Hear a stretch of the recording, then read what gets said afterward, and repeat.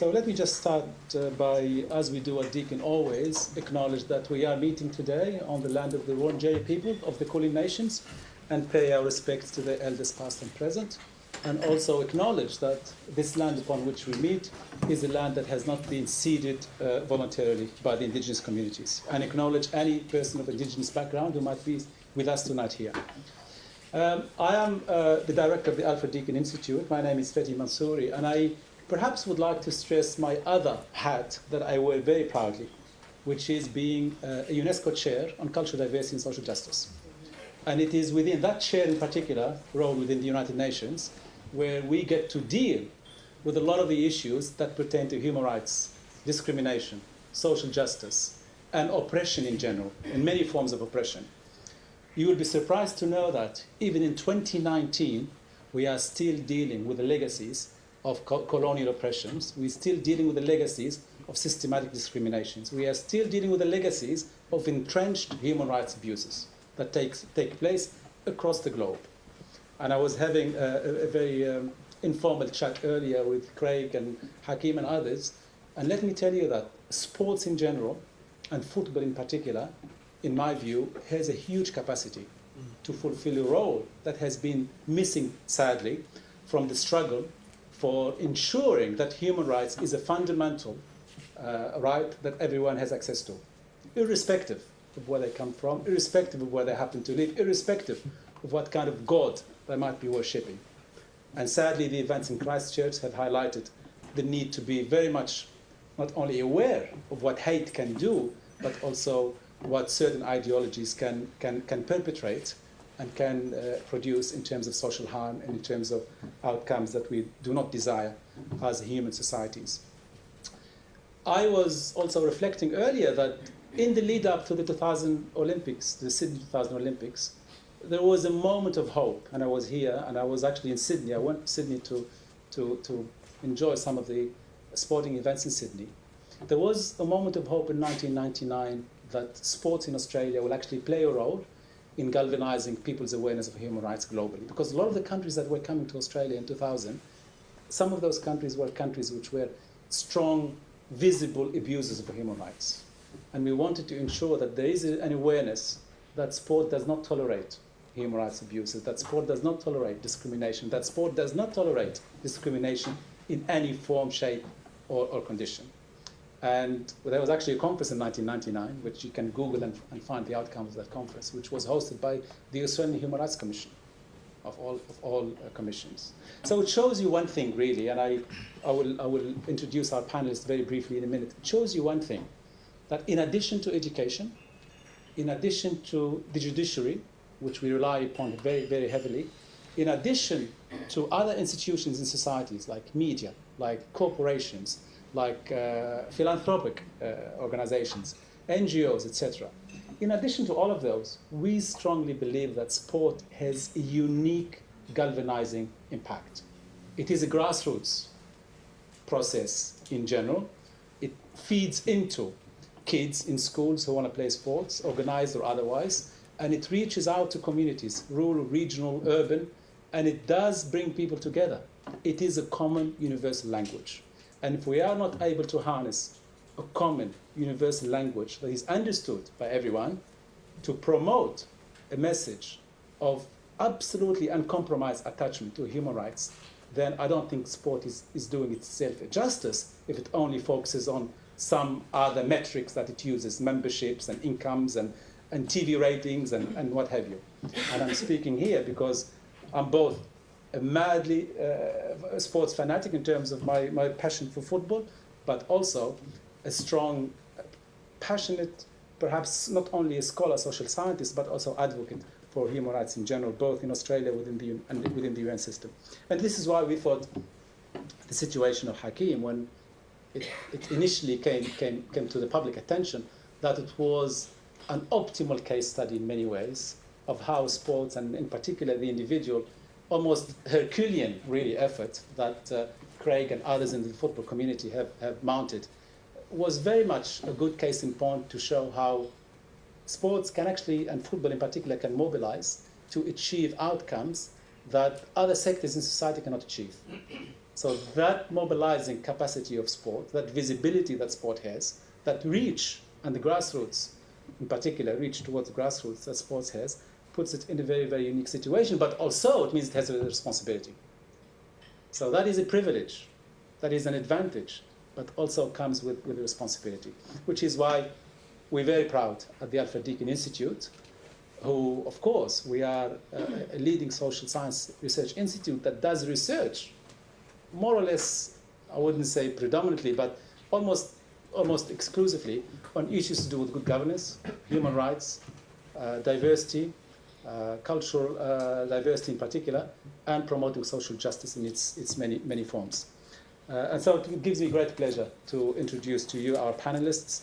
Tona, the chairperson and president of Pascoe Vale Football Club. Of course, that is the club that Hakeem belongs to in many ways. It's his family, his immediate family.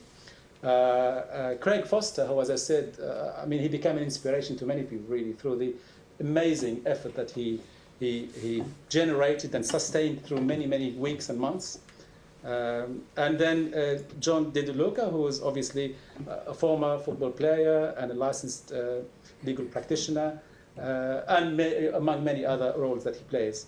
And Hakeem, of course, himself. So Hakeem is perhaps the symbol of the intersection between sports and human rights that we would like to see explored further and perhaps talked about in terms of what can be achieved.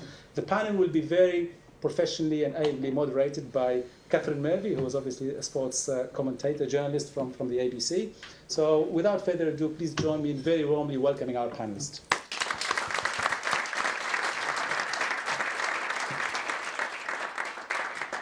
Thank you so much for that. I hope it will be well moderated. We'll see how I go. Hakeem, I'm going to start with you for a couple of reasons.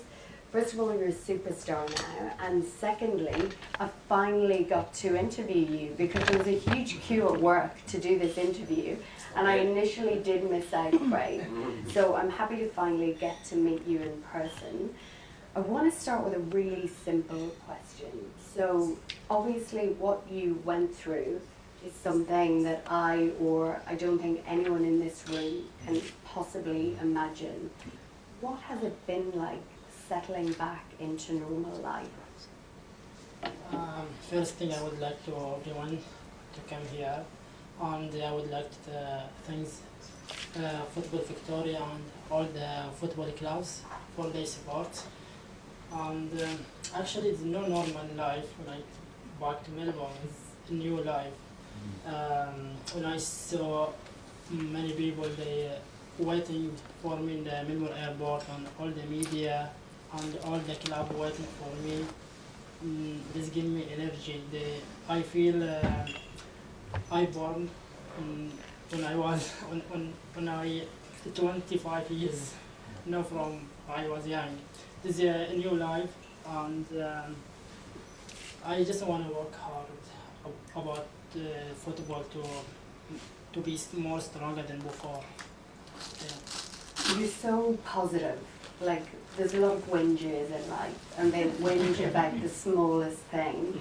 And you're sitting here just saying that you love this new chance at life, and you just want to work hard.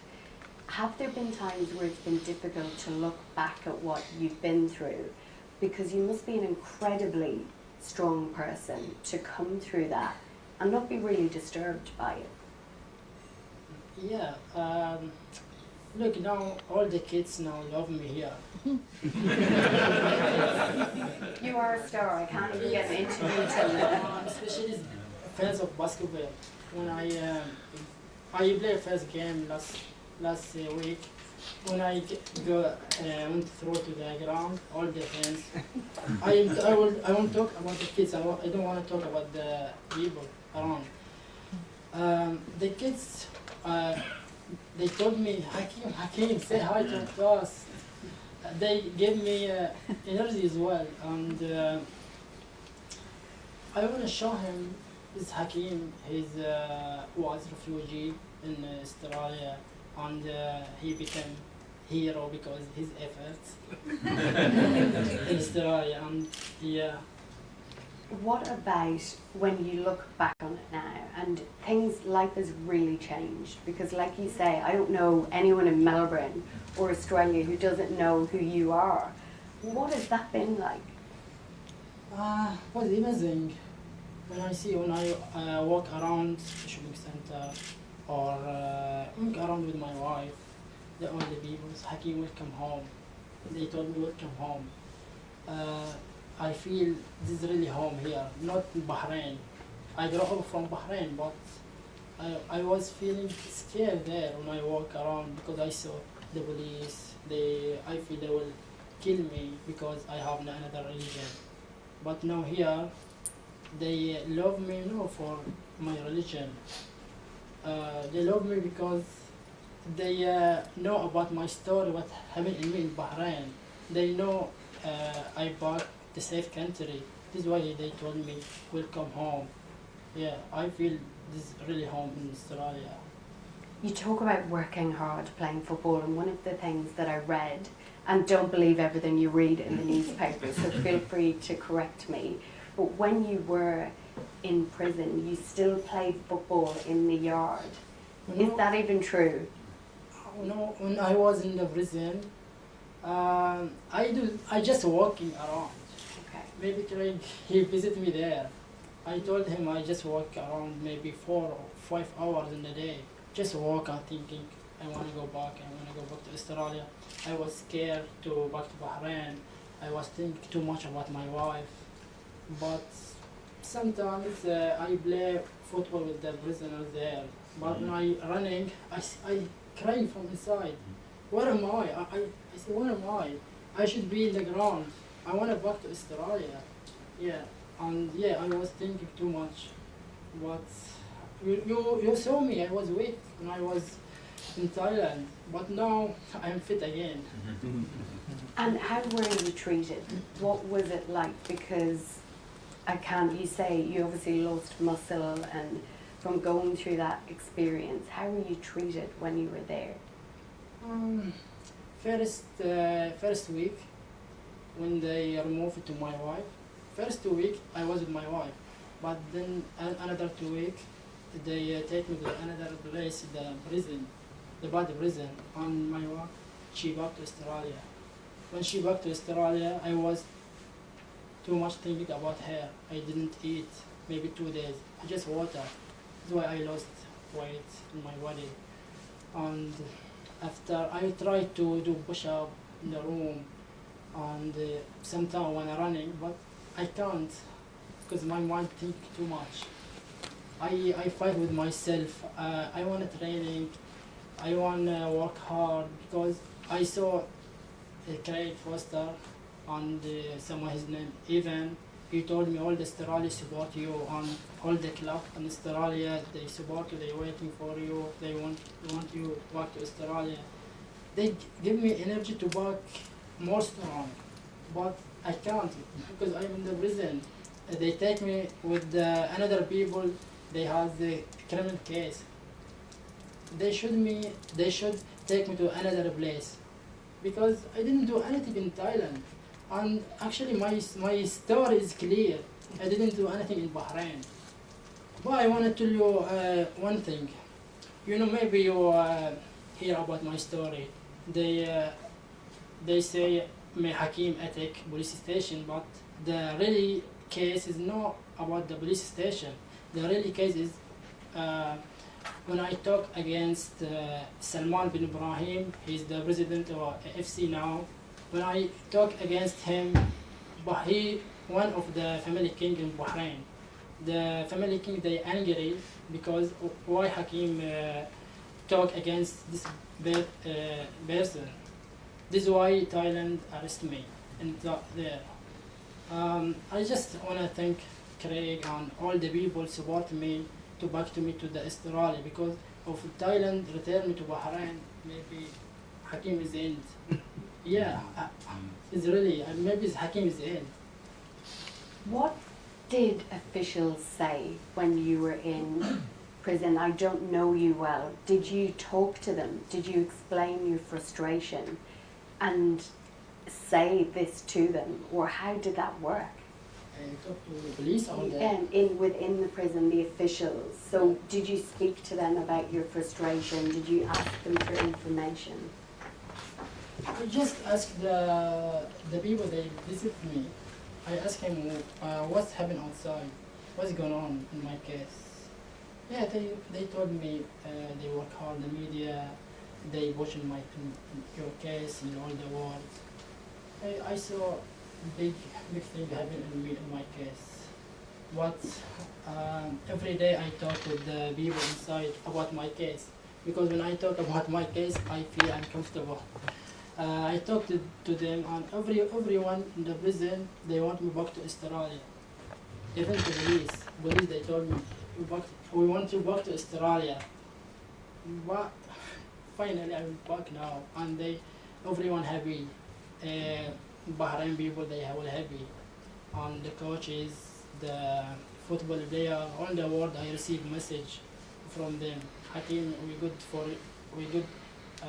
to back to Australia. Yeah, I'm very happy. Did you get the opportunity to call your wife while you were there? Did they let you even have that communication at the time? No, maybe more than 70 days I didn't hear about my wife. I just received email from her, or first email in end of January, I think. When I read it, I was crying. I think I told you, Craig. When I read the letters from my wife, I was crying, because she told me she loved me, she will fight for my case, be strong. But when I heard that, I know my wife, she weak. She right, because they will make me strong. But I know her. Yeah. Why didn't they even let you have a phone call? No one allowed to. They're not allowed to anyone to call outside. They allowed us to email outside, but for me, when I write message or email, I give it to the police. Police, they didn't give to the post office outside, because they scared I will write something wrong against the prison. But everyone allowed just me in the prison. I'm going to give you a break for a minute, but you're not off the hook completely. And I'm going to go to you, Lou, just so we can get an understanding of how because I suppose I find it crazy that a phone call a day, I would have thought, could have been possible. So how did you first hear about what happened? Yeah, well, we started pre-season training on the 27th. Hakeem was there, and then Wednesday night I get a message from Athena, our club secretary, who was the nuts and bolts of the campaign. I was the face, but I get a message from Athena saying that Hakeem, have a look at this message from her. It was with SBS. SBS had done a little story, so obviously Hakeem's texted his lawyer's given it to SBS, and SBS put it up. So for us, it was from that point on, it was we have to support one of our own. As simple as a footballer, he's our club member, and we need to support him. So at that time, Athena was working and with Fatima Yazbek from the Golf Institute and the lawyers, and we managed to get in contact with what was happening with Hakeem. We were waiting for about 3 or 4 days, because we were thinking that he was going to come back, because the red notice was lifted. We thought, okay, he's going to come back. At that point, his wife got taken away. He went to another prison. We thought, okay, this is getting real serious. At that point, I got on the phone and I started ringing. Who do you reach out to? And someone asked me, who did you reach out to? And I said, well, sport. So I rang the FFV, Football Victoria. So I called them. I said, you need to support this case. The CEO wasn't there at the time. I rang a gentleman called Will Hasty. He goes, yeah, we'll look into it, no problem. So I kept pressing him. I said, you need to get the message out, because for us, we thought it was important the first day or so to get the message out there, so that Hakeem doesn't get refouled to Bahrain. Because I asked myself this question every day. I said, if Hakeem got refouled to Bahrain, would we ever have heard of Hakeem ever again? And the answer I always get is no, in my own head, right? So this is what it was. So we weren't full steam ahead. So the club made a decision that we're going to go full steam ahead. And at that point, it was no question. People say, why are you going so full steam? Do you actually know this person? Do you actually know if he's done that in Bahrain? And we were confident that that wasn't the case. So we kept on going full steam. So then we reached out to the Football Victoria. Football Victoria was working behind the scenes. We said, you've got to get onto the FFA, Football Federation Australia. The response we got was, oh yeah, we're working in the background. For us, that wasn't enough. We needed to keep this message loud and clear to get the community behind it. And I think what happens is when people see a sports club do that, they can relate to it, because nearly everybody in Australia has been attached to a sports club or knows someone that's involved in a grassroots sports club, and it was so important for that to happen. So we felt that if we're leading the charge, that's what happened. But it got to about the 7th or 8th, the 10th of December. We were sort of running out a bit of steam, not steam, but we just sort of had nowhere to go. How long, sorry, from your first contact with them, did it take? It was about a week or 2 weeks, which we really made the heavy contact. And then we got a phone call from John Didulica from the PFA. So the club was getting in a situation where this was mammoth. You know, that his lawyers had put on a lawyer, Natalie Bergman, I think her name was, put on a lawyer over there. We're comfortable that was happening. The lawyer said, no, we're happy with the case, we're comfortable with it. But then when his wife got sent back and he went to another day, I was like, oh, this is serious. So the FFV were in contact with us. But then we got a phone call from John Didulica from the PFA, Professional Footballers Australia. I've known John from the traps, but he rang and said, Lou, we want to get behind this. This is what we do for a living. So at that point, there was a conference call organised. And it was JD, it was us, the club, it was the Football Victoria, and this conference call. And we're having a chat, we didn't know where to go. And then JD took the lead and he goes, listen, guys, do you mind if we take the lead on this? This is what we do for a living. We know how to handle this. And for us, for Thona and myself and the club, it was like, oh, thank God, we've got someone to help us. And he was that confident, and I think Nick was in that room at the time, he was that confident that we're going to do this. And it was not a problem. So for us, it felt like our message got out there, JD got on, and then from that, you know, they engaged Craig, and the rest was history from that point of view. And I was reflecting on what actually the club did or sport did, and I'll tell you a couple of stories. One story was, before Hakeem came back, 2 weeks before he came back, we went to a pre-season trip in Tasmania. So I was walking through the terminals to put my bag through, and the guy goes, are you from Pascoe Vale? Because we had our top. He goes, how's Hakeem? What happened? Is he going to get back? Is it, you know, and where was that? No, he's going to get back for sure. Deep down, we were scared. We didn't think he was coming back, to be fair. But no, he's going to come back. So then we got to Tasmania, and the club in Tasmania had organised Save Hakeem match. It was the senator was there, and you know the local member of parliament was there, and it was just people everywhere in Tasmania saying, Save Hakeem, and we're walking past, we'll say, Save Hakeem. Well, like that would be different in Melbourne. In Melbourne, say, you bloody bog, stop it, you know. Which we love about Melbourne, to be honest with you. But that's how it was, you know, and that was a really, and then we got to the pub the night before, that same night, and people were saying, how's Hakeem? So it was unbelievable, and I think it's because everyone engaged, understood that a club, which they probably know, they're involved in a football club or a tennis club, someone in a club is involved, and that was that connection, and that's how important sport was. And then another lady asked me at work one day, she goes, who did you know who to reach out to? Because really, if you think about it, if you didn't have sports to reach out to, who would you actually reach out to? Because I look at Craig's Twitter, and look at Twitter all the time, and there's people saying, what about this person? This person's been stuck there for 10 years. And you know, these people have got no one to reach out to. Whereas everyone reached out to sport, and I think sport delivered on the day. How relieved were you when John said they wanted to take control of it? Because I imagine it's what we needed. It's what we needed, because it was failing. You know, no disrespect to the Football Federation Australia, and I'm just talking the facts here. I don't think they were taking enough of a leadership role in it. I remember on an interview, someone asked me, "Do you think they took enough of a leadership role?" I said no, because they weren't. We needed to look up to someone. That's when the PFA came in. The FFV, to be fair, they came full steam ahead. Once Peter Philopoulos got back and was able to make that decision, they were fully on board, and they were fantastic on it, you know. Before that, it was like, oh, we've got to find out, we've got to get approval. Well, I'm like, no, you need to share this. We've got 5,000 followers, you've got 100,000 followers, you need to share this, you need to get the message out. You know, and then, like I said, and then they got on board, and then the PFA got on board, and then, you know, if you look through the Twitter, there was banners. There was this guy called Jim Lawrence who did banners, and he went in front of his local member of parliament and put it out there, and it was coming to a game. And I remember one night we played a practice match, it was against Oakley, and it was raining, and he was out, and no, I've got to get it out. I said, don't worry about it, Jim, there's only 20 people, it's a practice match. No, I need to get this out, I need to get it out. we got it out, it's raining, we're all holding it, it's windy like that, we're all holding it. He goes, I'm going to put it back in my car. And this thing was very heavy. It was, you know, a bit heavier than me, really. But anyway, and it was very heavy, and I was getting his car, and we ripped his seat, we almost broke it. And I said, Jim, why are you doing this? He goes, because you know what? I want to keep Craig going. I want to keep the PFA going. I want to keep Hakeem alive. I want to make sure his wife knows that we're all behind him. And that was, for me, because it's liberating for the soul group. And that, for me, was a moment that was so important. And that gave Craig and the PFA and Brendan Schwab and everybody the ammunition to keep going, to know that everyone's behind us here. It's fantastic. We will talk a lot more about this later in the night, but just initially, why didn't the FFA want to get involved straight away? Look,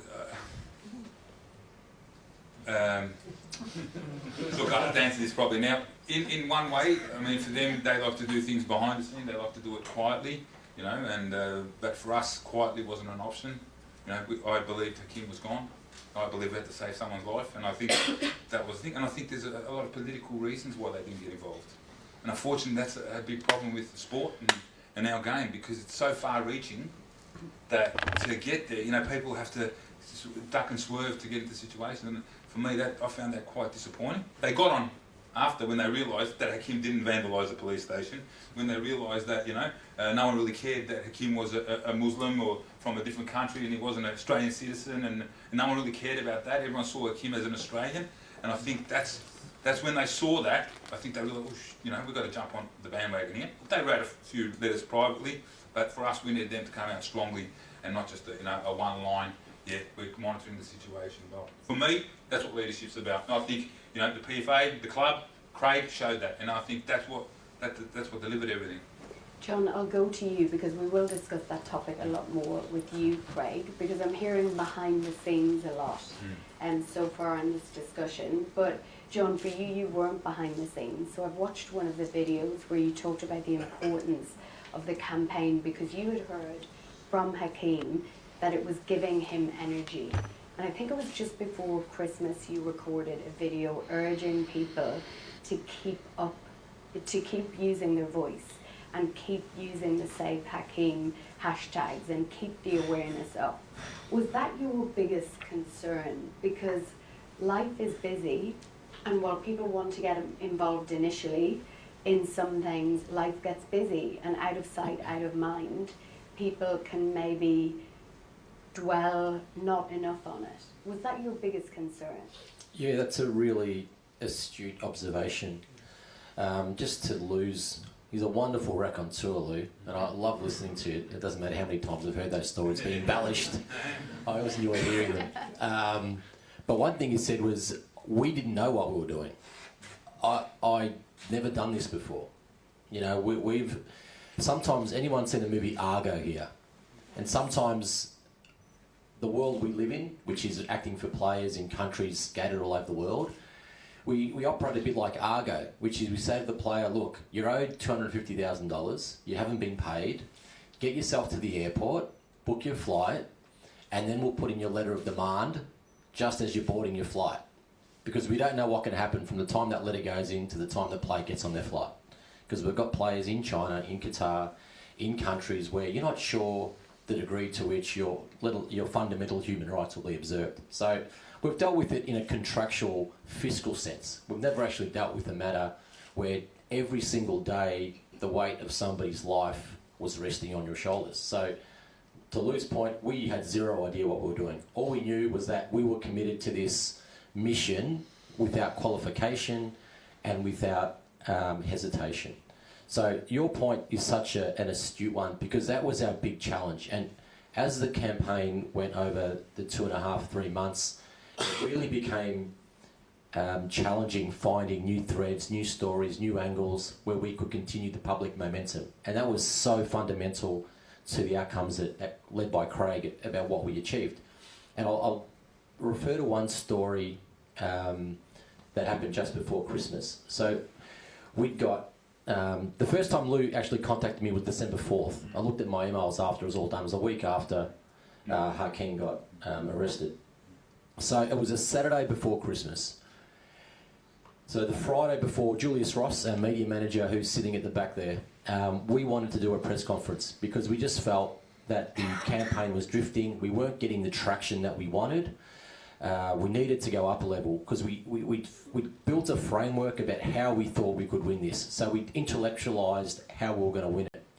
The next step for us was awareness. How do we build this critical mass of awareness to get the outcome we want? But awareness, as we could see, wasn't enough. That awareness needed to shift to activism.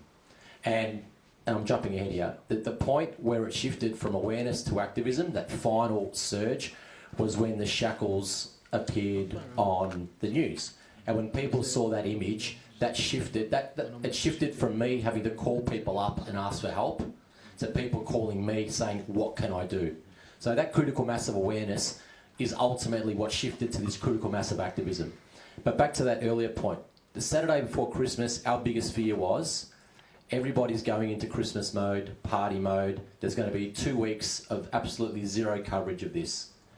And we'd arranged for the girls at Perth Glory and Sydney FC to use a Friday night game before Christmas to wear orange armbands in recognition of Hakeem's plight. And that was just a little story. Sam Kerr wearing the orange armband, posting on Twitter. That was just another angle we could use.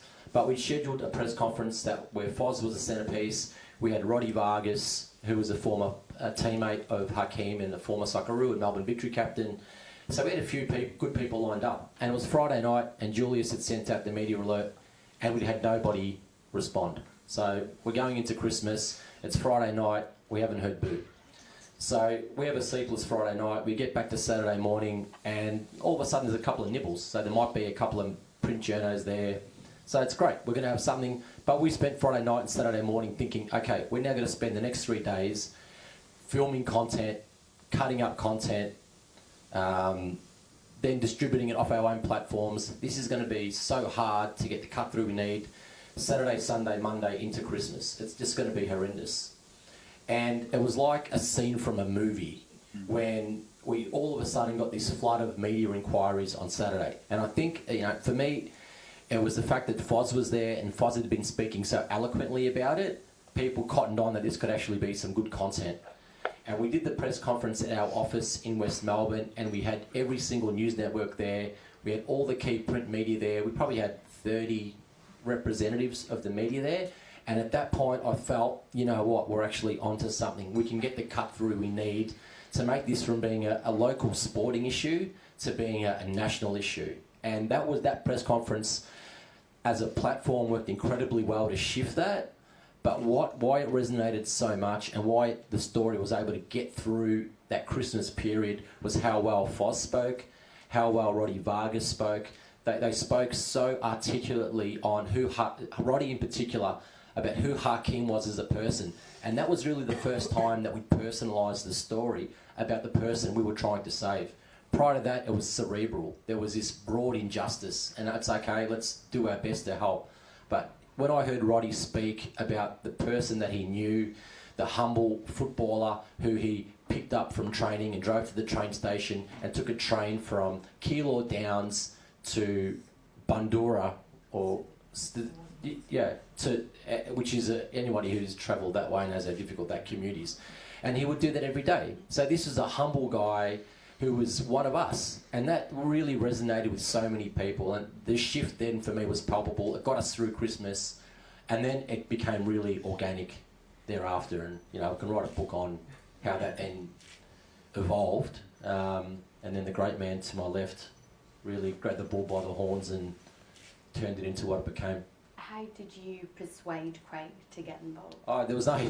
You don't have to persuade Craig to do anything. Craig is a force of nature, and when he sets his mind to something, it happens. So it was really Craig pushing us more than anything. So Craig, it's serendipitous. You guys might know the background of Foz, how he was interested in running for the board of FFA, and he was unsuccessful. Not unsuccessful.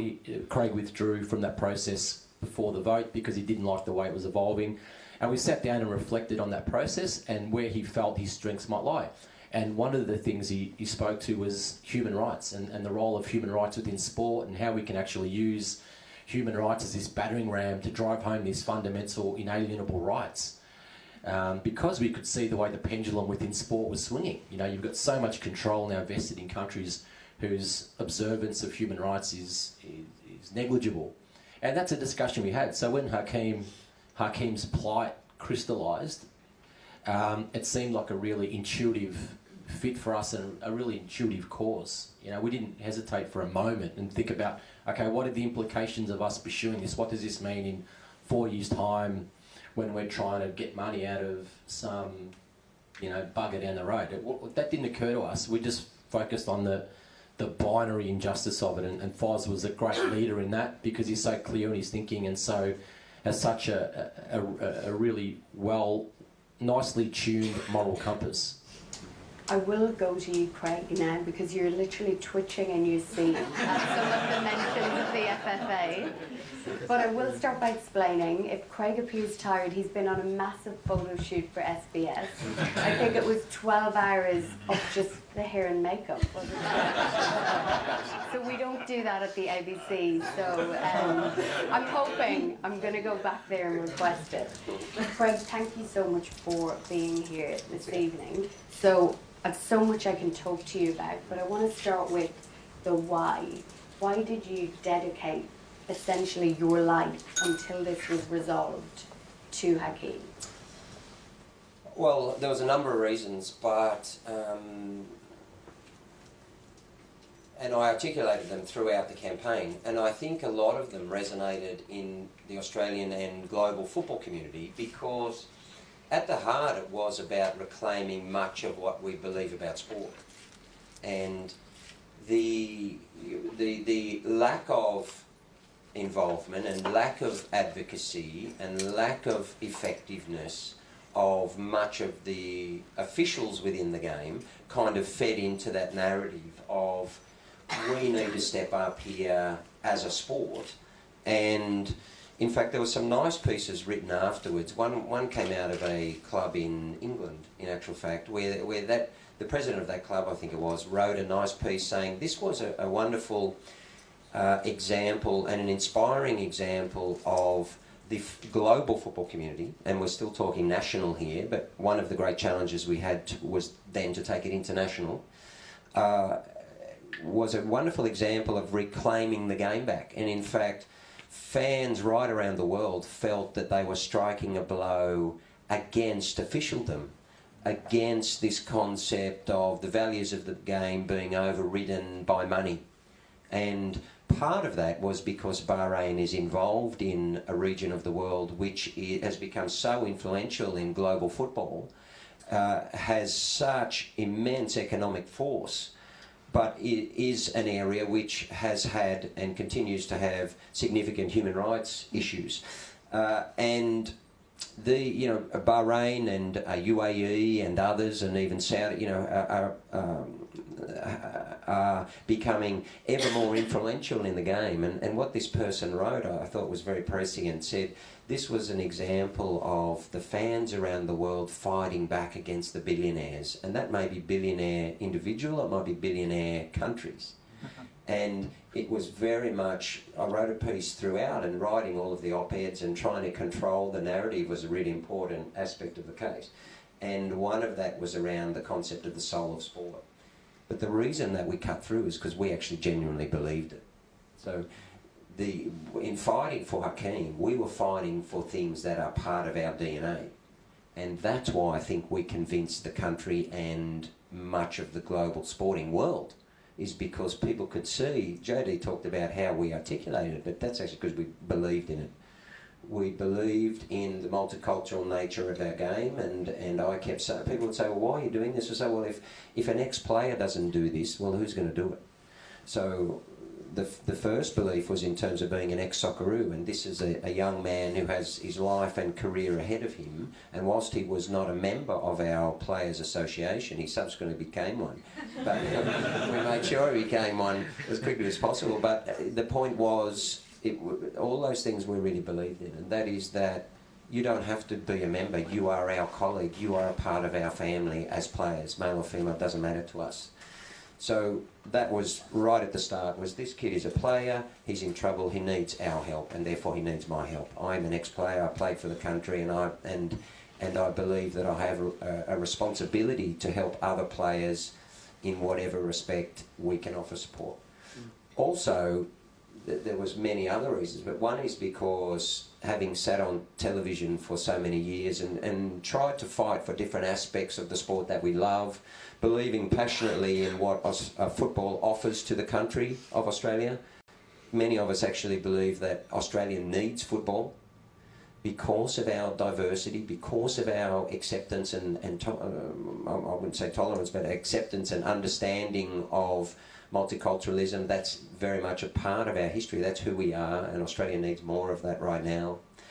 And in many respects, this was a case that I think was going to and did demonstrate to Australia the importance of the multicultural game, which also having a global outlook, understands naturally the issues around the world and of new arrivals and of asylum seekers, refugees and vulnerable people. So there was many reasons, but in the end it was largely the playing group and the former players led by John and by the chairman of the PFA, Brendan Schwab, who is a completely brilliant sports lawyer and a long-term friend of ours over 30 years, who now runs the Global Athletes Union, who really were able to mobilise well, understand how to campaign, make it up as we go along, but just commit everything to it. Let's talk about FIFA. I read an article and I thought it was a really good line in the article. I'll see if you agree. It explained that you wrote to FIFA to remind them that they had a human rights policy. Now, if that's an accurate sentence, as an impartial moderator, how long did it take them to remember that they had one? That's just commenting on what someone else wrote. Well, yeah, so football has the strongest human rights provisions in its statutes of pretty much any sport in the world, to my understanding. And one of the reasons that Hakeem's sitting here today is because many of the architects of that policy are friends of ours, including Brendan and others around the world. And many incredibly capable Australians were actually involved in the creation and implementation of that policy. So what really happened in this campaign was we had a stronger understanding of the provisions of that policy and the obligations of football officials than most of the football officials themselves. So the playing group and the former football players, through a very long-standing history with our union, and Brendan is the current chairman. I preceded Brendan as the chairman of the organisation. He's a long-standing CEO. I was the CEO, and now John is the CEO. So that organisation produced a line of people who believe in this, understood it well, and who, all of them, including John, had the strength to be able to hold FIFA and others to account. The answer to your question is very simple. I don't know the dates. I haven't really reviewed all of it, but there was some point at which we went to FIFA, and I took Brendan along, and that meeting was to get them to remember their human rights policy. Right? Prior to that, they had written a number of public statements, and no doubt they had made some phone calls behind the scenes, but it wasn't working. So we had to go and front them. And one of the beautiful things about the campaign, I said at the time, and I believed it, and I'm very proud of it now, is that I feel that we did it in a very Australian way. And by that I mean all of us, of any background. But our culture still shines through, and that is that when we believe in something like this, we're very hard to stop. And we went to FIFA, and they simply were not going to stop us. Between Brendan and I, they were not going to get out of that room without doing something very significant and substantive to save this kid. And they didn't. And that's because Australians led the campaign, and we can be forceful when we want to be. But you flew over there for that meeting. How much did they resist? They tried, yes. How long was the meeting? Did you lock the door? Yes. Yes, virtually, yeah. It became very clear to FIFA very quickly that we weren't there. Let me put it this way. The reason why we were successful in the campaign on many levels, and FIFA was just symbolic of it, was that they very quickly came to understand that they couldn't trade anything with us. So one of the reasons why FFA don't move quickly, or AFC don't move, or FIFA don't move enough, and sport generally, it's not just football, is because it's as political as any other field of life.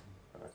And everyone is trying to trade something. And so when people go to FIFA, typically what happens is they can be seduced by the glamour, the power, the influence, and the potential. So people go to FIFA and say, well, you know what? These guys can offer me a lot. And they could, you know, if we wanted something from them. You know, there's committees all around the world. It's a huge industry. We're in that game. There's much that there could be to gain from FIFA for us.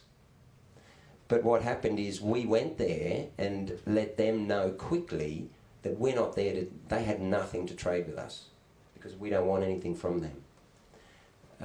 And that's critical. And so once that's established, that this is not a quid pro quo. This is not, we don't want you to do something and in return I want something, which is how sport works and life in general. Once we establish that we don't want anything, we're just here to do something for this kid and you're going to do it with us, that's a very different discussion. And quite frankly, people in sport and I think politics aren't used to that discussion because usually it's a trade. And in that room, there was one side of the table that wasn't interested in a trade. There was saving a kid, upholding what we felt were the values of the game, representing our country and our sport and our movement as former players, and we were going to get an outcome. And once that happened, then there actually was only one outcome, and that was that they were going to move and they were going to do it properly. The public perception of FIFA isn't great. It's generally a feeling that they work and are motivated by money and power. I'm not sure how people got that impression. No idea. A couple of World Cup players. When you went there and you just wanted to save someone's life, was it still hard to get that message through? Yeah, so we ended up, it was probably a couple of hours. So yes, it was a very dynamic meeting and we had to impress, so like any meeting of that type, it goes like this and people are constantly trying to get out of the way, right? And we had to keep bringing them back into where we needed them. But, you know, trying to save a kid's life is the type of event, I think, provides the conditions for that to happen.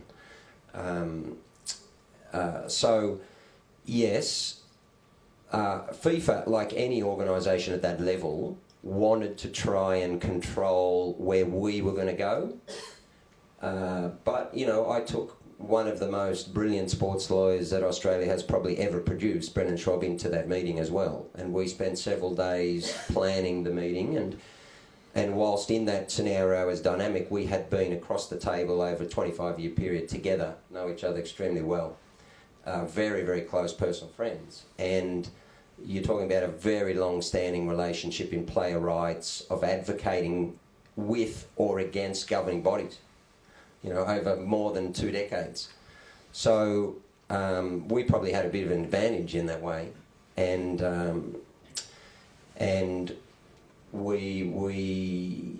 think we understood how they were going to try and manoeuvre through the situation.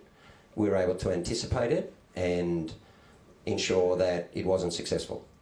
Well, I would press you on what a very dynamic meeting means, but I don't have all night, and you are in the media and good at fending off my questions. So let's move on to another equally interesting topic, and the FFA. So you went to them and you're asking for help, but you're going to them from the perspective of you were going to run for chairman and had to step back from that process because you felt you couldn't work with them in an ethical way because you, to put it mildly, aren't impressed by what they've done to the culture of the sport. That's a fair summation. Coming from that point of view and trying to get their help, I've heard you speak on an ABC podcast about how disappointed you were with how they and the football community reacted To this case?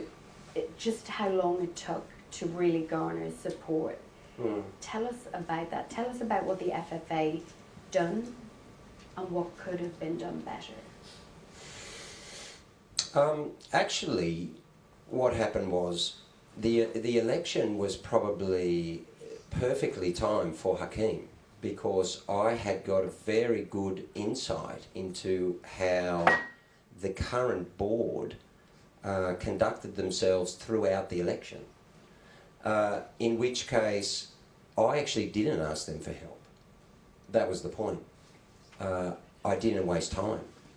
So well, that's just the reality. So that was John's job. John was in contact with them and asking for their support for the various initiatives that the players and fans and others wanted to do. That is, sanction some of the protests that were going to occur within the A-League, and the players wanted to protest all that. All we really needed was their imprimatur and not to block it. I think they knew if they tried it would have been war, but from my perspective, no.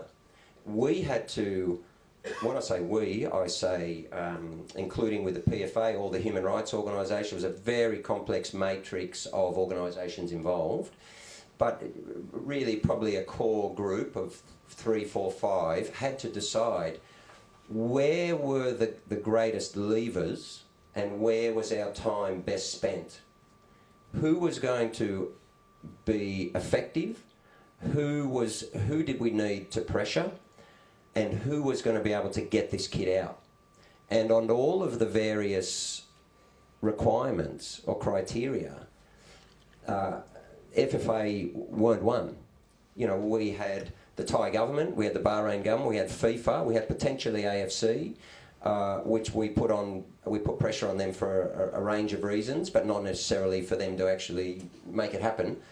And we had to spend a considerable amount of time managing and getting information and intel from the key stakeholders that were going to move. And our domestic football wasn't one. What we really needed here was Lou at Pascoe Vale and FFV to continue to be really vocal. And on that, they did an unbelievable job. Lou and Athena, who's sitting here, they were a model of what a club should do when one of your players is in significant peril. They were unbelievable. And what Lou says is right. We needed content to keep the noise going. And then our job was to take the campaign globally, to control the message and stay away from all of the various issues which could have fractured the campaign, of which there were many, and then work with the key stakeholders to actually get him out. And much of that necessarily actually had to be confidential, whether it's the Australian government or otherwise. Lou, if I could bring you in at this point, because this is not your average club situation. This is so far from that. No, yeah. Just how did you go about reacting quickly? Were there days that you couldn't even believe you were in this situation? Yeah, no, all the time, to be fair. It was consuming me personally at work, but, you know, you've heard Athena mention a few times, she forgot, I think she's my sister actually, but my nephew didn't eat at home for about 2 weeks. But it was just, she was on it daily. It was full time, on Hakeem, and because we honestly believed that he was gone, and we needed to make it happen, and it was full time on Hakeem. At times I thought, oh no, Athena, you're getting very political, you know, with her messaging, you know. So I thought, you know, Sheikh Salman, she was bagging him. I thought, well, we might need him one day. No, I'm joking. But yeah, and but that's all that mattered to us. It was not Hakeem. It was the beacon. We would have done that for any of our players, but that's what mattered to us. And I will say is that human rights. I've learnt a lot about it. I don't know much about it because I've got all my rights. But like the professor said, you know, there are a lot of people in this day and age, you know, don't have human rights, and that's unbelievable. And that's something like Craig is saying. Sport really needs to fix because it's just so far-reaching, you know. But it was crazy from the point of view, I can't imagine, I know I may have called you a couple of times and you didn't use breakfast, and there was just like a crazy amount of media interest that you had to navigate. And I know, John, you guys got involved when it really came to that crucial time. But yeah, there was a point where I was getting a lot of media calls, and then again, Julius and John said, mate, put it all through us and we'll manage it for you. Because John understands how clubs work. I mean, he runs the club himself now, you know, and he understands how hard it is on us, because we're all volunteers. He understands how hard it is on us, and they took that on board too, and then we'll just go speak to Julius at the PFA. And but the media, I must say, the ABC and SBS were unbelievable. They were the two organisations that just really picked it up. And I did an interview and I said, I don't know why Channel 9 and is not picking this up. This is a great story, you know. This is someone that's been jailed incorrectly in a foreign country. And I just don't know why they didn't pick it up. It really, you know, took a while for them to pick it up, and it really shocks me as an Australian. I can't understand that. I can't understand how an Australian organisation won't pick up a story like this. I just didn't get it. 10 also were good, I have to say. Yeah. The project, came across to Bangkok, and they were really critical in broadening the reach. Yeah. I will tell you, you mentioned before about when Craig went to FIFA. He came and did a story of the project at our ground, and then he was flying out that next day to Thailand to meet Hakeem. I don't know what's happening here. My voice is loud enough. Anyway, to meet Hakeem, and when he was in Thailand, I think he rang JD, because we had a game that against Green Gully, who organised a fundraiser, because Hakeem also played for Green Gully. They organised a fundraiser. I saw JD that night. He goes, guess what Foz is doing? He's getting on a plane from Thailand to Switzerland, and he's knocking on FIFA's door, and he's saying, I'm here with you or without you. I'll have a press conference in front of your door. That was amazing, and that's what that's what needed right there and then. That was amazing, you know. And can you imagine like sacrificing your life? I mean, he was also telling, sorry Craig, I don't know if I should be saying this, but he was, you know, doing his law degree, and you know, he's put that on the back burner. You know, he's got a family and kids, and people ask me, why is Craig doing it? What's the agenda? There's no agenda. Why would you do that? There was no agenda. You had a mountain to fight, and he just went, and that just showed the DNA of this whole group, you know, and JD, and it was been unbelievable, really. John, can I ask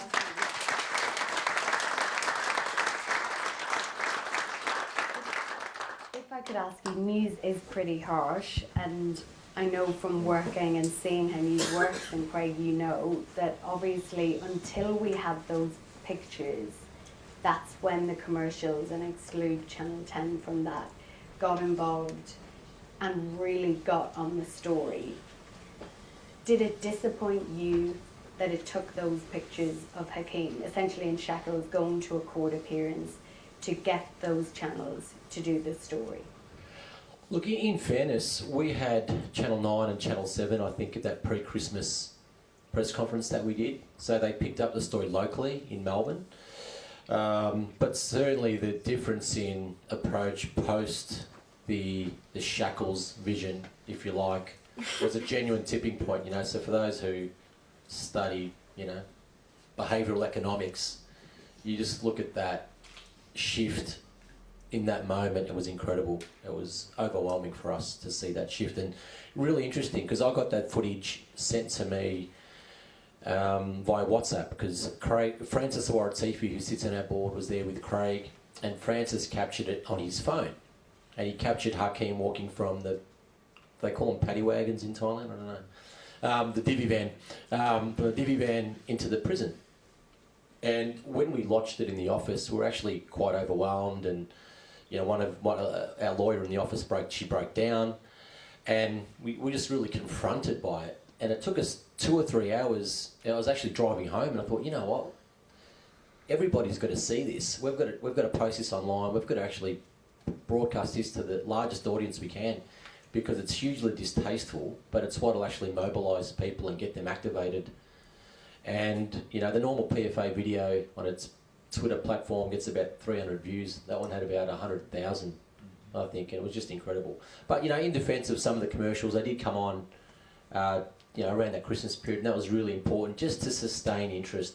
And Fozzie alluded to this earlier. The big challenge then was going from this local story within the football community, taking it to sort of a Melbourne/Victorian story into a national story. But then we knew the real benefit was making it an international story, and that was then a challenge for us. And how do we do that? And that's where FIFA was so important, because FIFA is a magnet for global news, and if we could engage them meaningfully, we could do it. I was at the Asian Cup. I was in the Middle East at the time, and I did a lot of media in the Middle East with Al Jazeera and Reuters and a few others that got a fair bit of coverage because people were there covering the football. And then Brennan did some stuff in London and really just shifted the dial. Hakeem, can I ask you, because we're talking about this moment that changed everything, and for people who sit in a newsroom and they look at screens, you look at everything through a screen and you analyse what's newsworthy or not based on the pictures. As we say, no pictures, no story. But for you, that happened to you. You were in shackles. Can you even tell us what was going through your mind? When they put shackle on my legs, I feel, I asked the police, why you put shackle on my leg? I'm not animal. He said me, this is like prison law, everyone should be shackled on the legs. I says, okay, I will respect your law. When we went to the court, I see Craig and I see all the people, all the media around, they're waiting for me. And Craig told me, be strong, and you will back to Australia. And my wife loved me. I heard that. I want to talk to him, but the police take me to the inside the prison. And that time, I was thinking to my wife, because if my wife watched me in the check, she would start crying. But she did.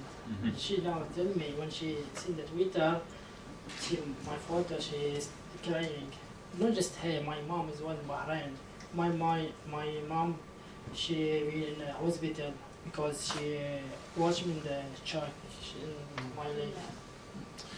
Yeah, I just before I went to back to Australia, I thought after the court, because my case is clear. When the judge see my case, he will take me to the Australia direct. But it's my case, the Bahrain government, they play game. They want me to work to Bahrain because they want to close my case, because my case talk against Salman, because Salman, he want to be in the FIFA president. If they take me to the prison, no one will be talk against me. This is Salman, he will be in the president next election. Yeah, that was I thinking. Have you been able to look back at that footage? Have you seen it? Of you when you were going from the transport to the prison? Yeah. Have you been able to look back at that, of you, at that video? Actually, my lawyer, she told me, if they want to take to the Bahrain, it's not easy. You will be in the prison more than 8 months, 1 year. But I think, I always believe I will back to Australia because my case is clear, very clear. In that case, I was playing the TV. The case, Bahrain, they say Hakeem attack police station. But the same case, I was playing the TV. I have a video, everything I have, defense. But Yeah, finally, because of Craig Foster work hard, of all the football clubs, all the people, the media, because of their efforts and they work hard. This is why I back to Australia. Yeah, I would thank to everyone. They work hard about my case. What did it mean to you when you saw Craig there? In the car, When you saw him, when he come to visit in Thailand?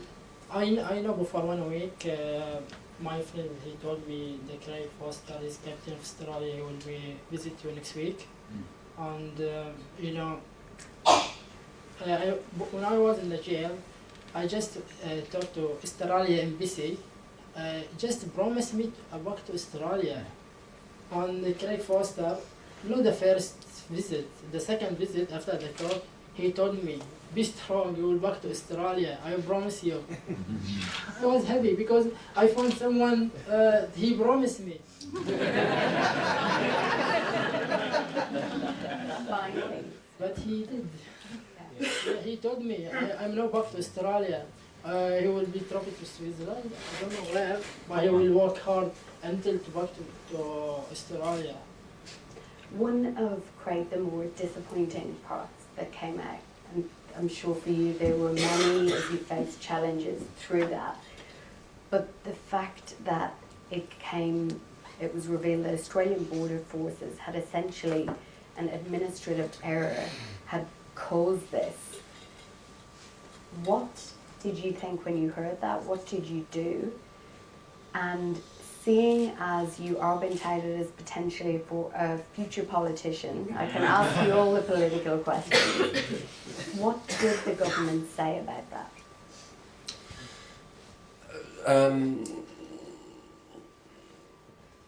So it was a significant part of the case because it created a lot of outrage in the Australian community and was one important factor in getting a lot of Australia on board for him, actually.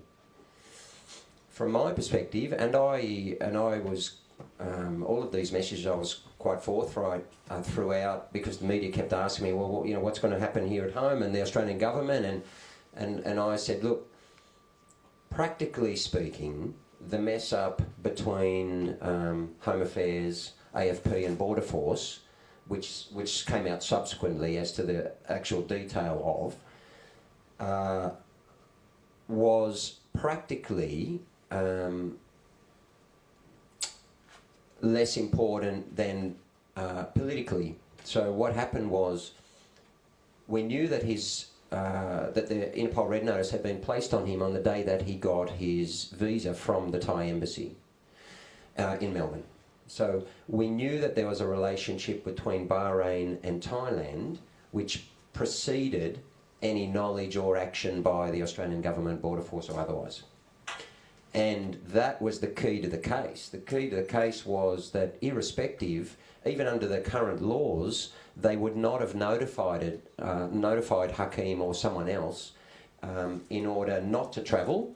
They perhaps would have not allowed the Interpol Red Notice on him, but he still would have gone. But what was clear in the case, and that we needed to deal with, was the nexus between Bahrain and Thailand. Politically, it was extremely damaging because it allowed Thailand to continue the narrative that it was Australia who put him in. And we needed to cut that. We needed to cut through that. And that was difficult. That was problematic. However, after the shackles, in which the next 24-hour period there was something like over 1 million retweets or something, it was like, you know, it was a trend globally.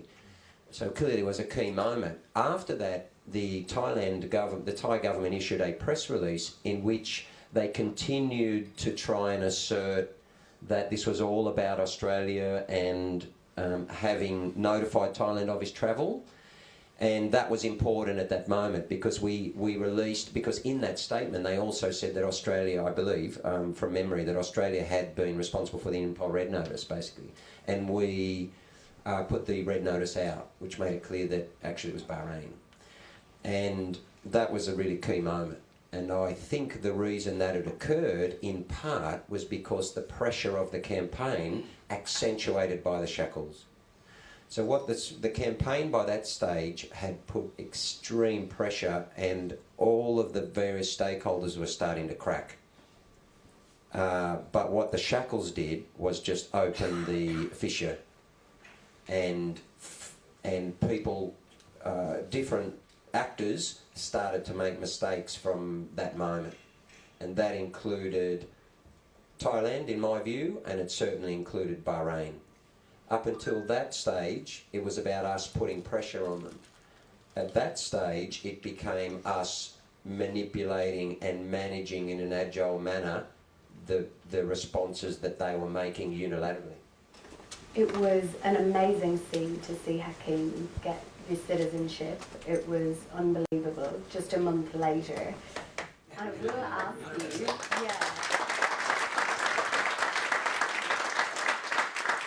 So you'll notice I'm giving Craig all the hard questions because I had to wait for so long for that interview. What did that feel like for you to go from what you went through, shackles, to a citizen? And I'd go as far as to say a VIP in Canberra. You can probably call Scott Morrison ScoMo. I'm not sure that I could. Well, listen, before you go, can I just say, what do you saw the Prime Minister, what, twice in 2 weeks? Yeah. And I said to him, yeah, you're a citizen, that's what we all do. I said, every 2 weeks we get to see the Prime Minister. You don't WhatsApp and text him, okay. So what was that like?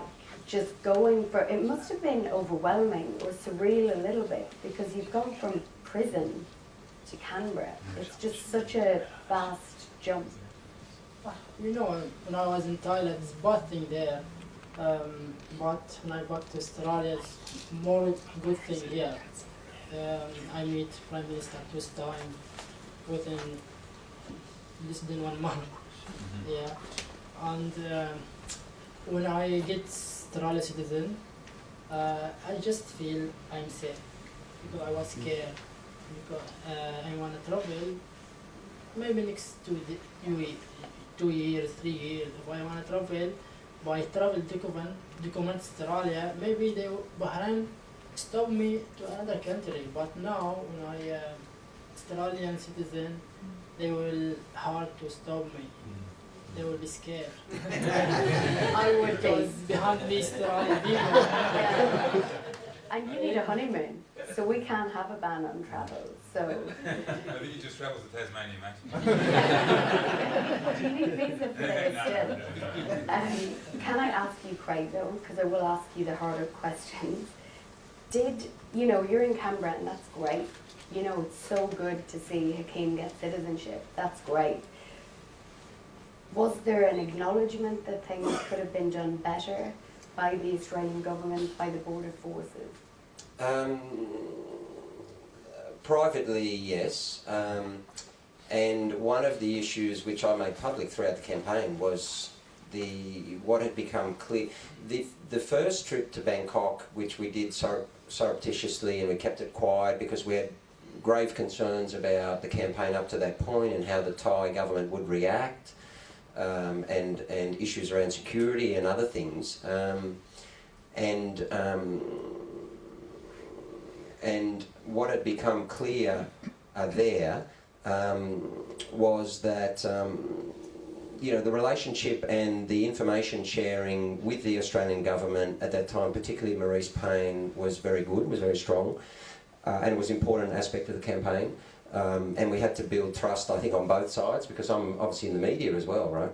So that wasn't easy. I think realistically, she hasn't said this, but I'm sure others did at various times, that being in the media brings some issues as well, and we had to make sure that on some information sharing between all of us, including the Post and the Embassy in Bangkok, that we could all trust each other and so on.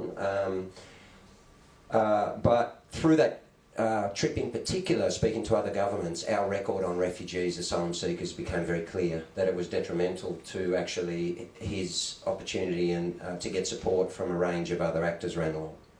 And So I committed to a number of them, particularly the UN, that once we got Hakeem out, basically I said to a number of them, you help us get him out and I'll help you back in Australia to amplify this message and to try and change policy, because we don't believe in it. And you can see the way that we're acting in relation to Hakeem, that our game that I represent, and I believe the majority of Australia do not accept the way we have been treating asylum seekers. And whilst that's been policy for a long time, sadly, I believe there's enough Australians that feel like us, and you can see what's happening here. I say, Australia, look how many Australians are on board. What's been happening with asylum seekers is not us, this is us, and you help me get him out, and I'll help you in future. And that's our challenge now, is to make sure, and that's really the power of sport, you see. Through Hakeem and through sport, the fact that he was a footballer and Socceroos and Matildas and everyone and global football could come out in support, it perhaps, and I hope, changed the discussion here, amplified the issue in a way that was positive rather than the constant negativity. And I've been at pains to target that message afterwards. And I would have loved to take that up I certainly took that up with the Foreign Minister and other ministers within Parliament, including the opposition leader. However, when we went to see the Prime Minister on both occasions, whilst I was heavily primed and I'd written a public letter and I really wanted to get into it, for a number of reasons it wasn't possible in that moment, and one of them was because that was also Hakeem's moment. I will ask, if it's okay, one more question, Amit, and then we'll open up to the floor. Irish people are very loose on timing. I don't even wear a watch, so I could talk to you guys for another few hours. But I want to ask you about that, what you said, because you've said that there are a lot of Hakeems out there, but the difference with Hakeem is you're a great footballer. Your story is captivating not just Australia but the world, and you have a great profile now. There are people out there with no voice, and as you said, you really wanted that moment, and you want that moment with Scott Morrison. When will that moment happen? Are you confident you can work with him to move forward on that, on the general treatment of refugees in this country? Well, I don't know who I'm confident of working with. I'm confident, however, in this, is that if sport commits, or football nationally commits to the principle of what we did with Hakeem, we can change the policy. That's what I'm confident of. And what we need to do is to ensure that people never forget what occurred, never forget the inspiration they felt from fighting for someone who was in a vulnerable position as in society as a refugee, and that we can now ensure that we put pressure on whoever's in government. So it's not whether it's Morrison, Shorten or anyone else. It's about utilising this case and to understand the power of sport to speak to Australia. And it's not just about refugees, it's about what sport can achieve. And again, we always go back to football because we are not only an immigrant nation, aside from our first Australians, but we are very much an immigrant game, with all of the wonderful multiculturalism that we have through our clubs in Australia. For us, this kid here, he is football. Right? And if you look around this room, this is football. This is what our game, this is the face of our game. And so we believe that by fighting for Hakeem and letting Australia understand that in football we fight for everyone because we're all the same, that's going to change the nation. And when that happens, every politician will be on board. And that's what happened here. The politicians got on board when the people said they had to get on board. So we had to move Scott Morrison. We had to move Bill Shorten, because this is obviously, and this is one of the hurdles that we had, right? One of the issues through the campaign is the asylum seeker politicisation and dehumanisation.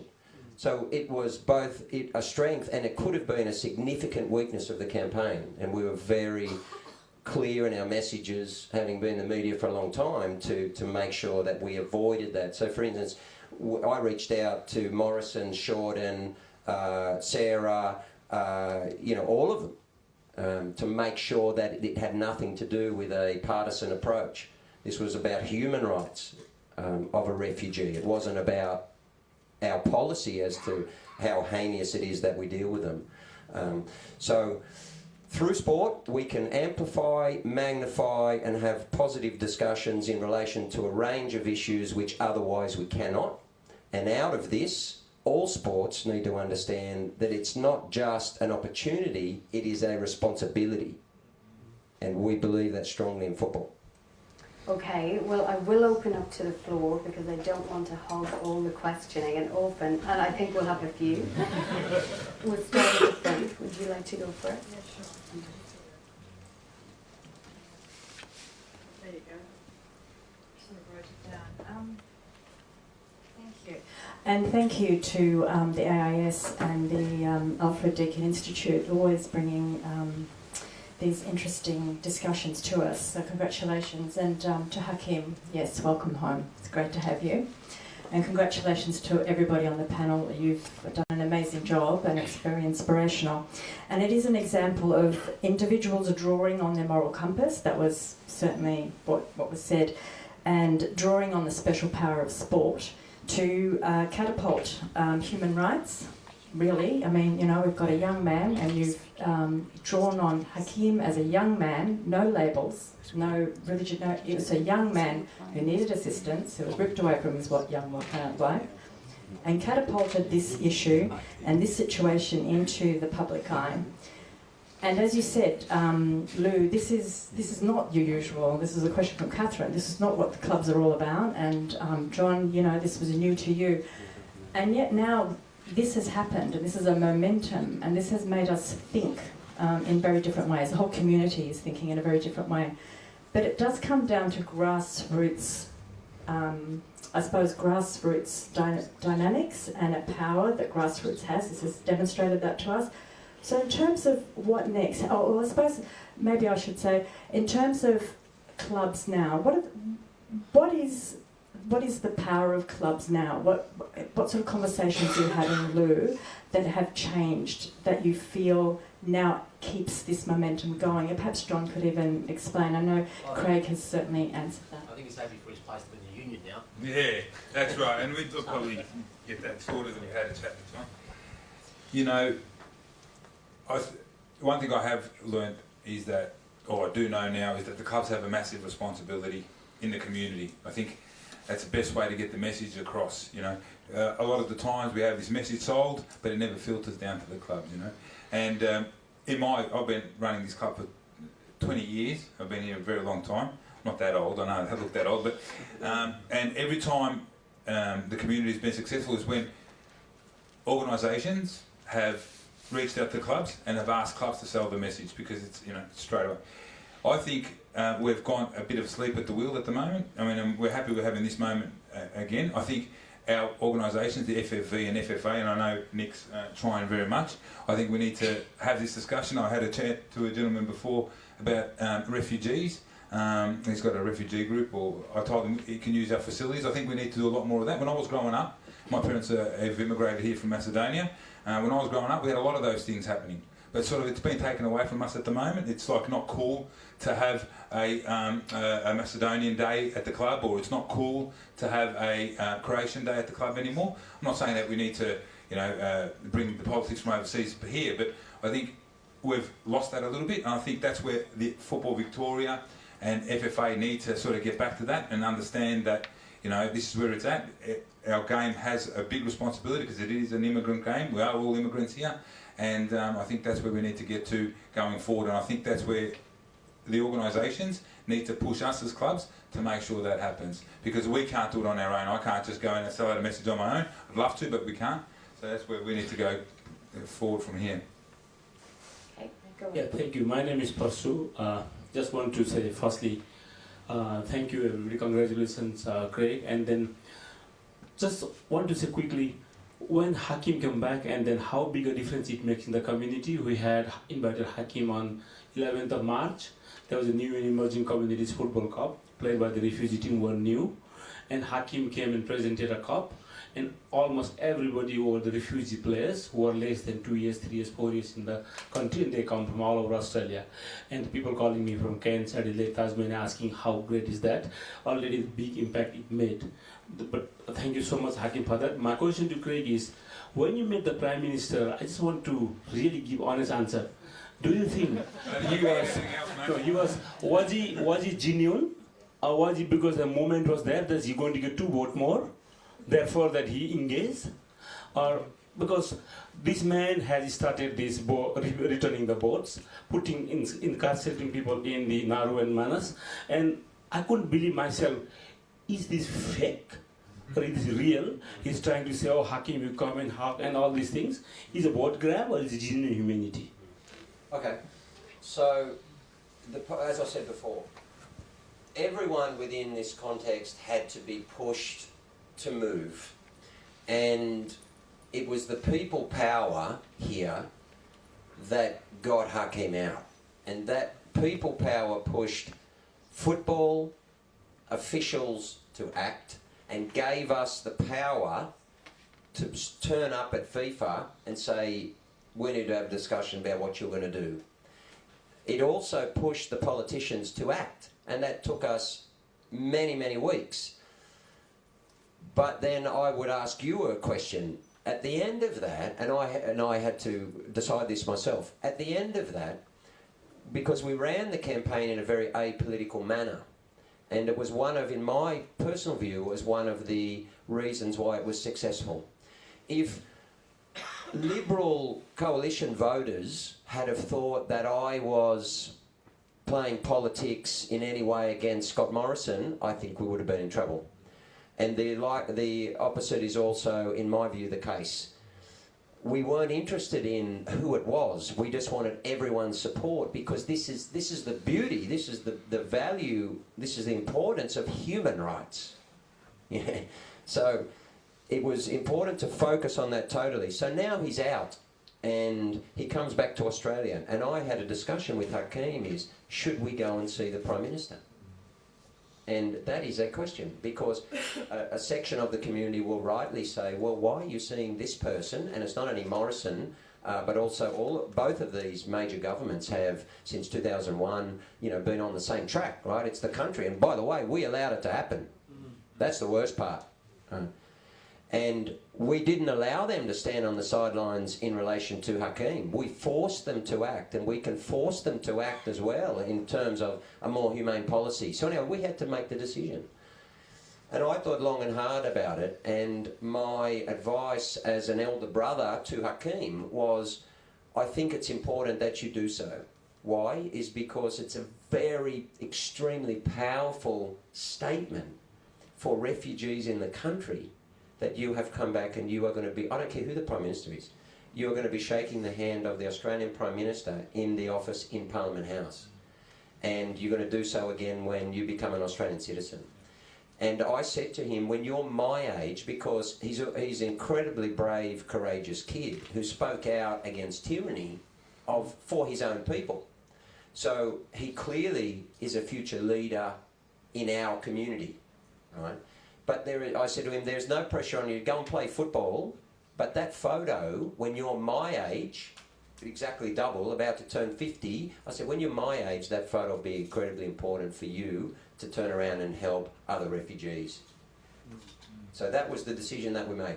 And can I just follow up on that great question by just asking briefly, does it then jar with you when you see that hug and you see that moment, and then you hear politicians the next day, potentially, talking about immigration, as if Hakeem is not that, almost separating it?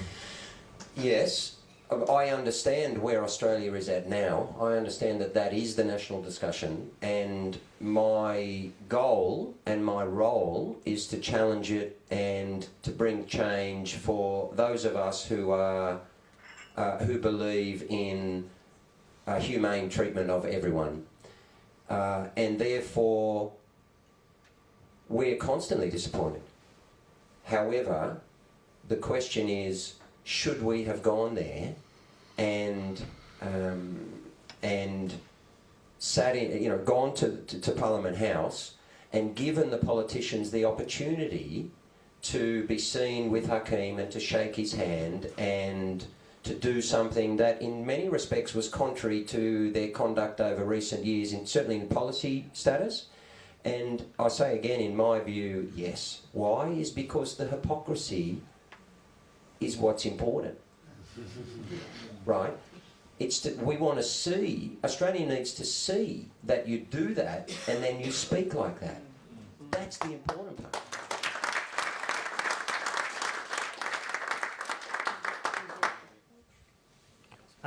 First off, congratulations on the campaign. It was terrific and really inspiring. What I want to talk about though is football's got a big moral challenge coming up, which is the World Cup in Qatar in 2022. We know that World Cup is going to be used to try to launder the reputation of an abusive regime on the global stage. We also know from estimated figures from the International Trade Union Congress is that at least 1,200 labourers have already died putting together the stadium and also the wider infrastructure to host this event. And as we get closer to 2022, that number is probably going to increase because there's no real occupational health and safety standards. All these labourers who are Nepalese, Bangladeshi, African and so on are being held. Very often they have to hand over their passports to the company who employ them. And they're basically held in modern day slavery conditions. They can't really contact home, they can't really leave the country, and they're being forced to work in these extreme conditions and so on. And it's resulting in death as well as all sorts of other human rights abuses on those labourers. And it really obviously compromises significantly the World Cup.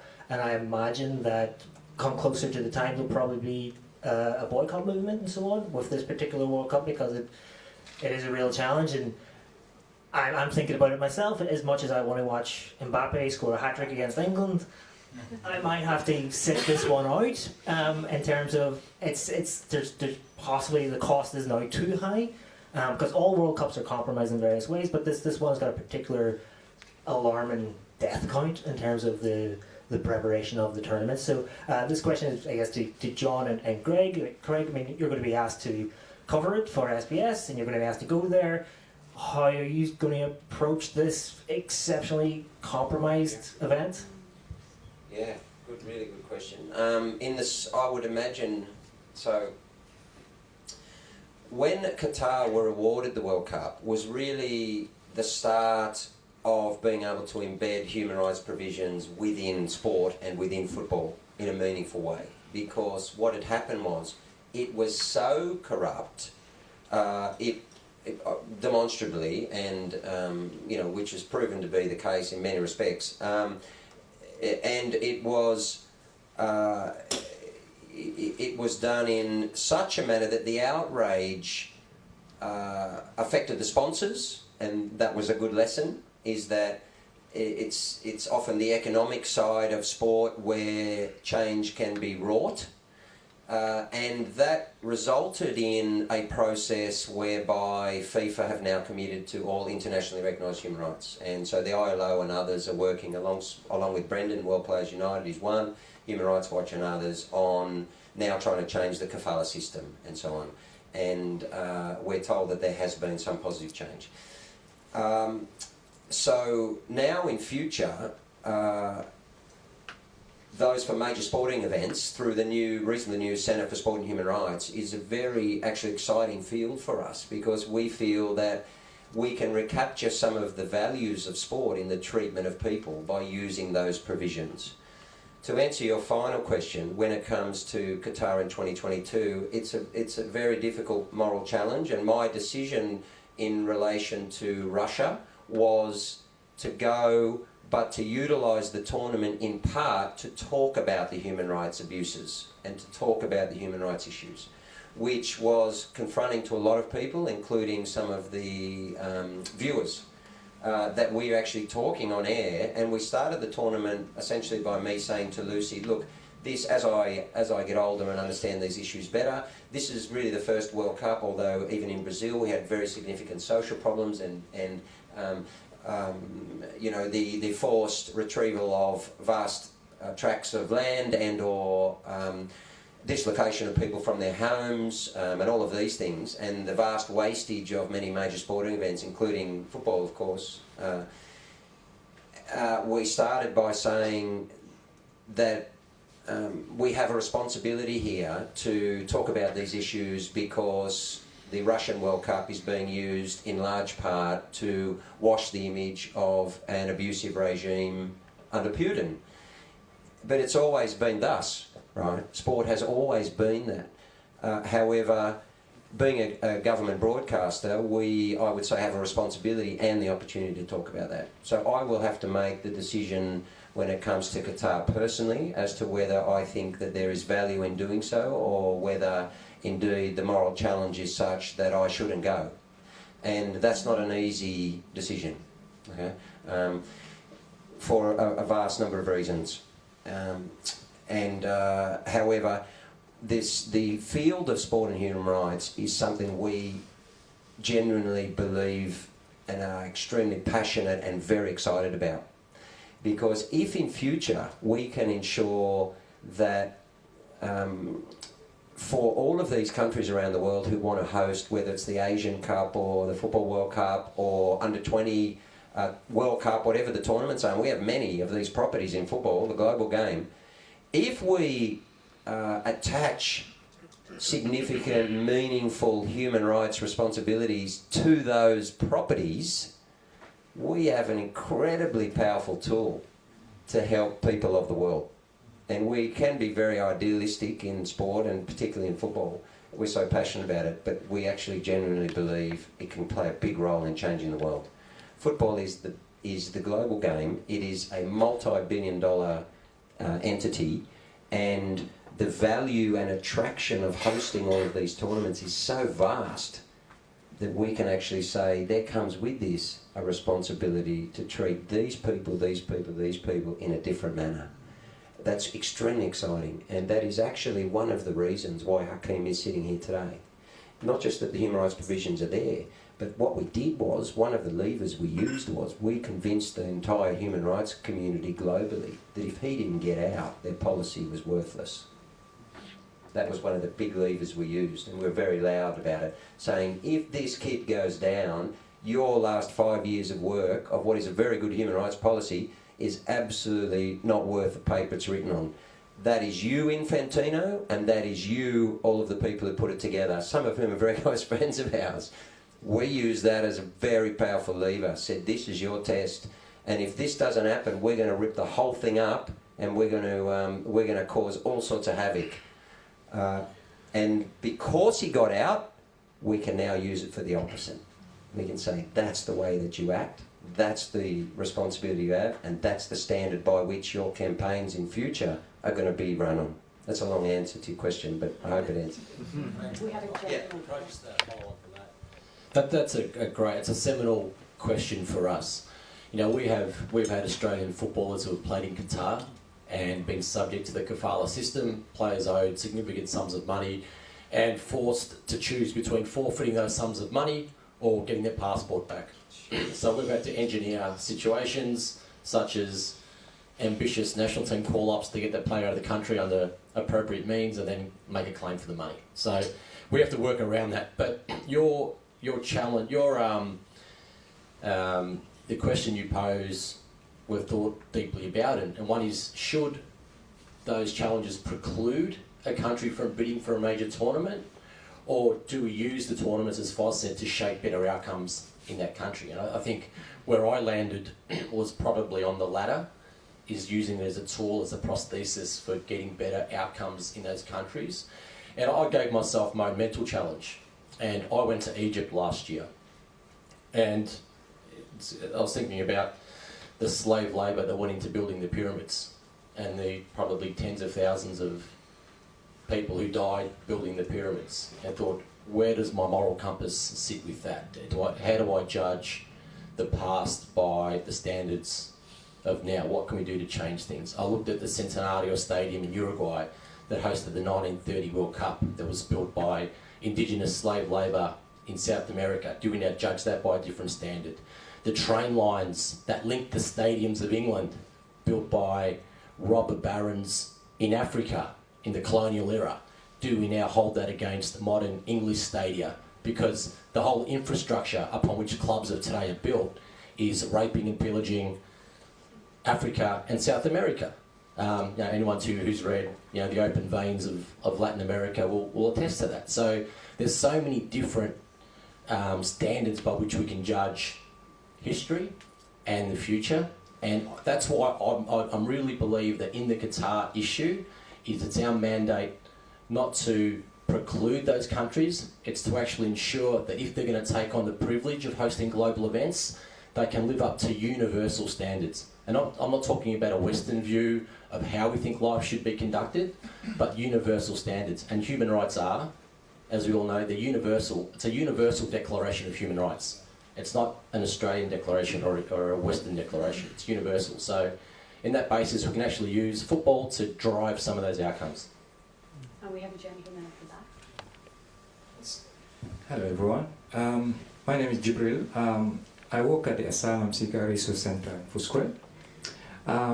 Firstly, I would like to thank Deakin for organizing this. I spent 1 week looking at this opportunity to be part of this. Every day I look at the program. Thank you, Greg. My question here is how you go about this making a difference, and people seeking asylum coming to this country. I've been working there 5 years with people in this situation, and the negative information from this media regarding people seeking asylum, and this one come to light where you guys did a fantastic job to get Hakeem out. So how you go about using this platform about sport and to inform people in Australia regarding this kind of issue, how they can connect people seeking asylum and Australian society. That's one question. The second one is to how you go about making sure the people who is coming here and can be, they want to be part of this society here, because there's a big gap between those who come in here and the idea about some you or he or those kind of things. How can you go about to do a better education with people in this regard? Thank you. So, sport is not doing enough in my view, and it has a responsibility because there is a social contract, or there should be, between both government, citizenry and sports, many of whom are government funded in any respect, and certainly ours is in some respects. So I haven't done enough, and our game certainly hasn't done enough.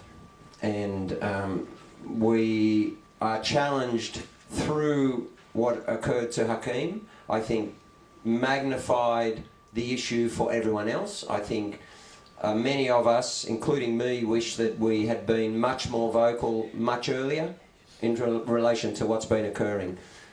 Having said that,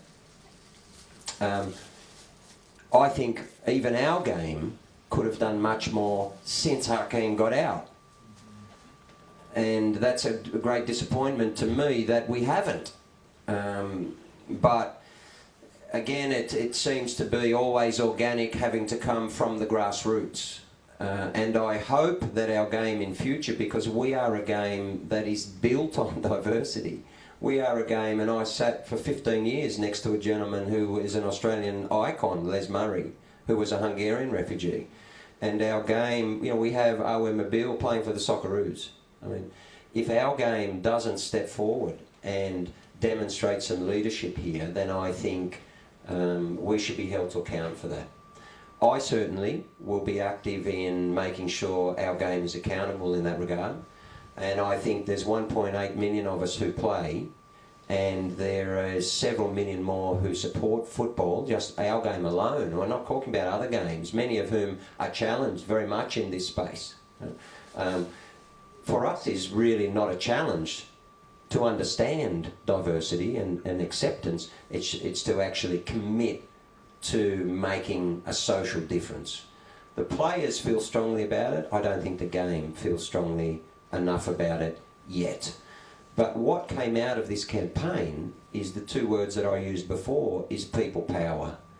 And I think there's something of a movement in Australia now in relation to people in the community understanding that, you know what, the government policy doesn't always represent us, A, and B, we can actually make a difference there. We need to understand that in football we are a massive constituency, and what we did here we can do in other areas for Australia. So I'm committed to making sure that happens, and to getting to keeping our game unified, to make sure that we can demonstrate our social conscience and make a difference to the future of the country. That's something that we believe very strongly in football, is that Australia needs our game, actually. And if we look at this campaign, that to me is the perfect demonstration of why Australia needs football. Because diversity to us is it's part of our DNA, and it's a part of the DNA of Australia. In this respect, the game, and I think society, is actually ahead of government in many ways. We need to understand that when we come together and fight for Hakeem, or everyone else on Manus and Nauru, or everyone else on onshore detention, or unfair policies that we don't like, we can actually change it. And his campaign proves that's the case. Okay, we can take one more question. Sir, I'm going to go to you. Was your question answered, I'm hoping, along the way? If you want to come here first. I'm really bad at saying no to people, but Amit's like, you got to wrap this up. I'm Joseph. I'm building on your answers, Craig. Congratulations, welcome back, of course. The whole system that happened with Hakeem's campaign was reactive system and people's power, as you said. If tomorrow there will be another Hakeem in the shores of shores and something else, do we only rely on powers comes from the people, or do we need to be proactive by changing the policy of the governments? I think a lot of people are behind you. It's a good time to do something about it. Yeah, no pressure. Are you going to become a politician? Simple and easy. That's the point. Is that a question? Up to you. But when it comes to sport, the point you make is a very good one. So what we realise after the campaign is actually the power of the campaign. So what happened recently, just last weekend, was the Bahrain Grand Prix. And one of the sad things post-Hakeem, which I was very challenged by, and I felt a great deal of guilt, because immediately a lot of people started saying, can you save me, or can you save my brother, or can you save my... And, it was very confronting. But what I've seen is that even in sport is where we can make a big difference, and we believe that sport can translate to society. But the Formula One Grand Prix, there is a protester, a woman who actually was jailed a couple of years ago, has been abused, has been sexually abused, a horrible case in Bahrain, right? But people around Formula One tried to advocate for her heading into the race just on the weekend, and it was an almost complete failure, if they don't mind me saying that. Because what they lacked was much of what we had in this campaign. They lacked prominent voices, they lacked people with profile, they lacked ex-drivers, and it's a really good example of how you actually run a great campaign in sport and what you usually don't have. The big challenge for us, as we said immediately afterwards, is to make sure that the next Hakeem doesn't need us. There is a human rights provision within football and in IOC, although it's significantly watered down to my understanding, but the mechanisms of remedy and of holding people accountable in an urgent, immediate manner are not there. And that's our challenge, to make sure they're in. So I was asked the other day in another forum, well, when will you know that something's good's coming out of this? I said 6 months or a year. And when we get to the point where Gianni Infantino and Fatma Samura and the president of AFC and of Australia has to act, knows that they'll be held to account without a public campaign, we're in a very good space. Because at that point, football will be changing human rights in many countries around the world. Okay, I'm going to wrap us up. We could. I'm really sorry to anyone who had a question who we didn't get to. I can't thank you enough, Amit, for having me here this evening. It's an honour and a privilege just to sit next to you guys and hear your stories, particularly you, Hakeem. The interview is worth the wait, but I will be following up with more interview requests. So thank you so much, and we so appreciate you discussing with what must be such a difficult topic for you. So thank you.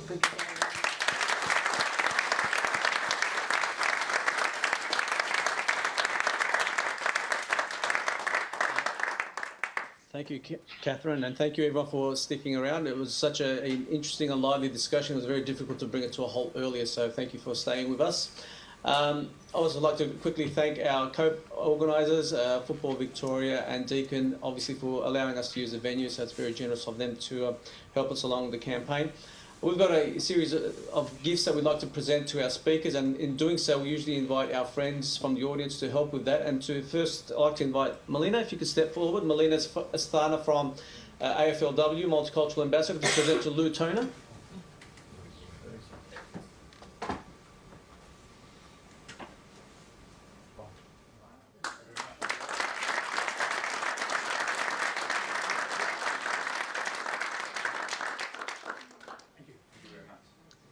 To present to John Didulica, I'd like to invite Azmina Hussain, who is a partner at Morris Blackburn, and also a director of Football Victoria.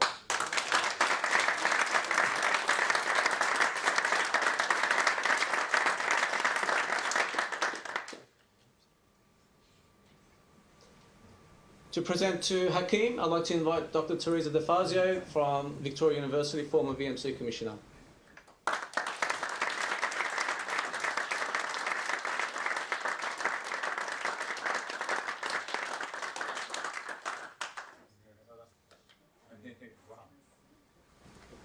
Mr. Sali Tunja from the AIS, if you could step forward to present to Craig.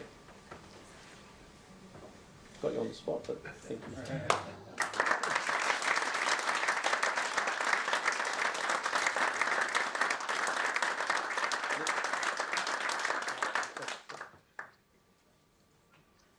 And Professor Fetzi Mansouri to thank our moderator who did an outstanding job this evening, so thank you very much.